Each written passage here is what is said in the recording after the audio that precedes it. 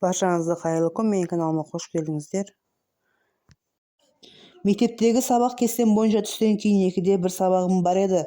Соған жиналып жатқанымда, Салтан, бүгін 5-ке дейін кел. Әкем жоңышқалақты суғарыпты. Ана жақта мені анам күтіп жатыр екен. Кешке үлкен 5-інде алып кетеді деді. Әже, мен ес білгелі ертең өлем дейсің, 20 жылдан асты өлмейсің дегенмен сол уақытта келуге тырысамын. Бүгін 23 ақпан, ер азаматтарды құттықтайтын едік дедім. Бүгін дем салып жүрген молдам да келеді. Кел деп хабар бердің бе? Жоқ, келеді деп әдемі күлкісімен жымиып қойды.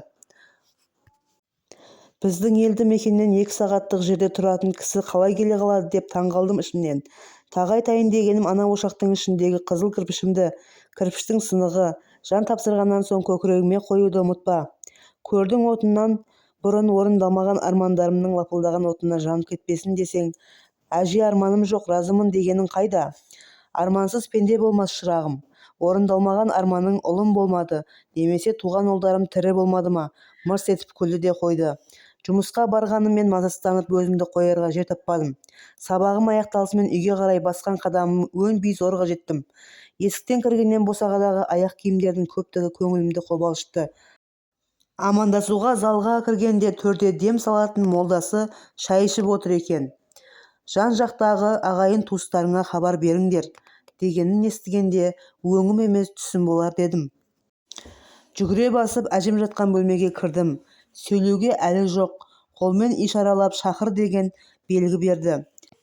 Балалар бөлмесіндегі телефоннан папам мен мамама тез жетіңдер, әжем шақырып жатыр деп тұтқаны тастай салып қайта келдім. Қолын зорға көтеріп, ишарамен қош бол дегендей болды да иегін бір қағып жүріп кетті.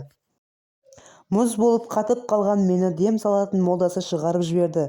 Есік алдында қыстың ызғары мен суығын байқамай желің тұрғанымды да білмеппін. Сырттағы жіпке әжемнің жұмысқа кетерімде өзім кигізіп кеткен көйлегі мен дамбалын жайып жатыр.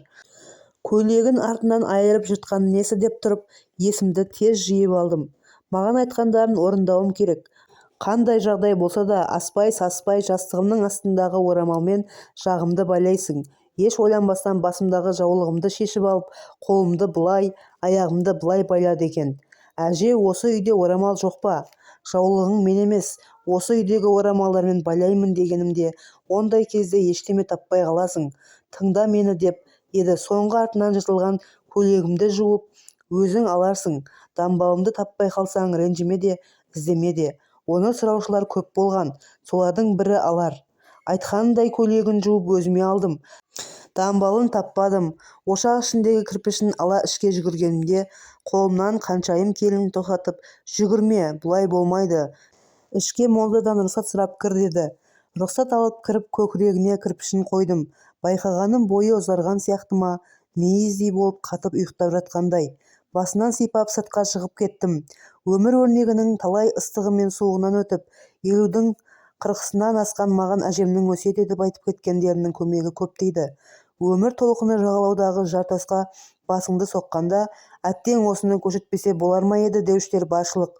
Сондай қысыл-таяңда алтын әжемнің пешенене жазылған көжесіңді көрмей өмірден өтпейсің деген сөзі есіме түсіп сабырға келемін. Қандай жағдай болса да иманыңды күпірлікке сатпа. Адам жан тапсырған соң бойының 5 сантиметрге созылатынын интернеттен оқып қалдым.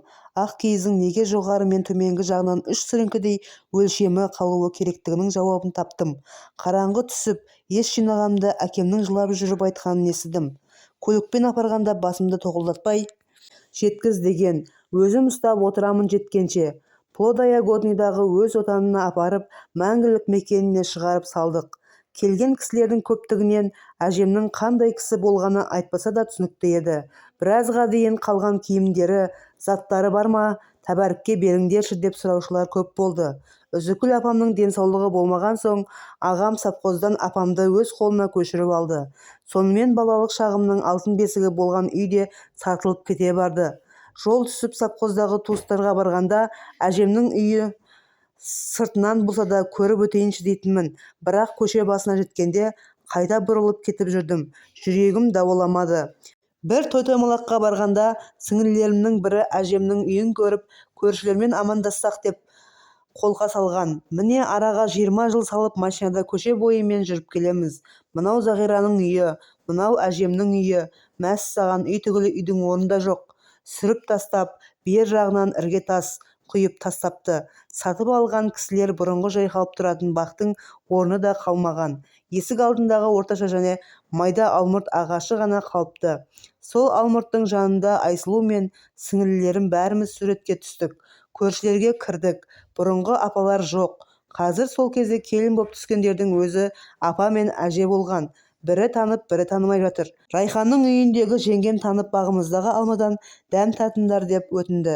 Бағынан алма теріп өткен кеткенді еске алып, біраз әңгіме дүкен құрып қайттық.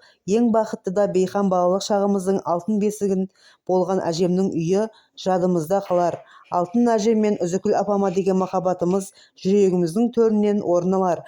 Біздің жүрегіміз соғуын тоқтатқанша сендерді еш естен шығармаспыз, алтын аналар.